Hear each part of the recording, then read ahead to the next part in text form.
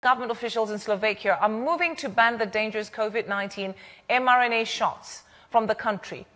This after an explosive investigation determined that the pandemic was a fabricated operation and the vaccines were a resulting act of bioterrorism. So the findings were revealed in a Slovak government commission report on the nation's investigation into the COVID pandemic. The investigation was led by Commissioner Peter Kolter.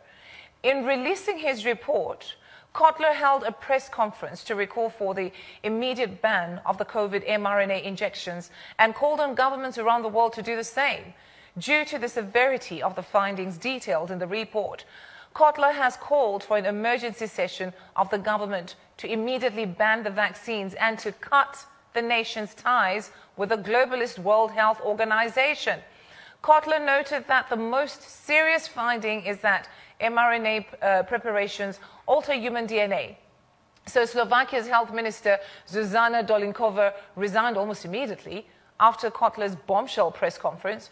Now, her resignation came after only 11 months in office. Prenos z Wuhanu bol s najväčšou pravdepodobnosťou zabezpečený infikovaním zúčastnených osôb počas armádnych olympijských hier v roku 2019 vo Wuhane. Úloha Ukrajiny na pokračovaní výskumu financovania laboratórií následne po armádnych olympijských hrách je nateraz účelovo spochybňovaná. Avšak obavy, ktoré pochádzajú od prezidenta Putina ohľadom biolaboratórií, je fakt, ktorý je zaznamenaný. Po vpáde ruských vojsk disponovala Ruská federácia dôkazmi o ich prítomnosti aj dôkazy o financovaní ich činnosti z USA. Pentagon svoje aktivity na Ukrajine priznal. To, že vírus SARS-CoV-2 a hlavne jeho časti sú biologickou zbraňou, jedného dňa uznajú aj súdy. To, že išlo o akt bioterorizmu, je v súčasnosti veľmi citlivá téma vzhľadom k prebiehajúcej kampani na prezidentské voľby v USA. Súdne procesy však v tejto veci prebiehajú a budúci prezident pravdepodobne bude tišiť rozsah zodpovednosti USA za vývoj tohto vírusu. Či tu ďalšia pandémia bude alebo nie, nie je otázka či, ale kedy.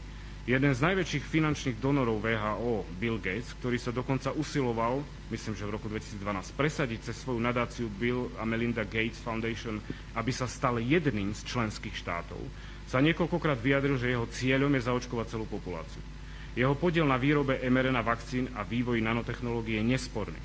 Takisto opakovane verejne upozornil, že hrozba vypustenia umelého vírusu je veľká. Preto nerozumiem, prečo, keďže som svojim konaním postavil Slovenskú republiku do ochranného postavenia, kedy našim rozhodnutím neprijať IHR a vyhlásením nepodpísať pandemickú zmluvu, neostaneme radšej v pozícii pozorovateľa, kým neprebehnú prezidentské voľby v USA a kým sa jednotlivé štáty nedohodnú na pripomienkach. A ohrozenie suverenity štátu. Prosím teraz pustiť krátky príhovor od doktora Fleminga, ktorý bol určený vláde Slovenskej republiky.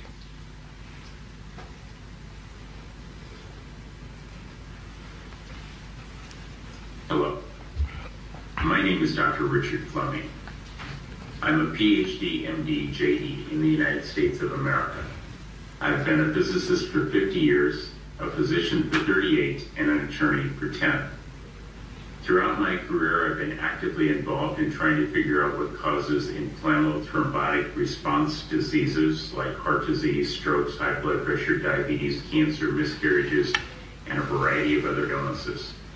I've been actively involved in trying to figure out why they occur, how we can diagnose. Well, you know, such reports, we need more of those reports. Top government officials in Slovakia are moving to ban the dangerous COVID-19 mRNA shots from the country. This after an explosive investigation determined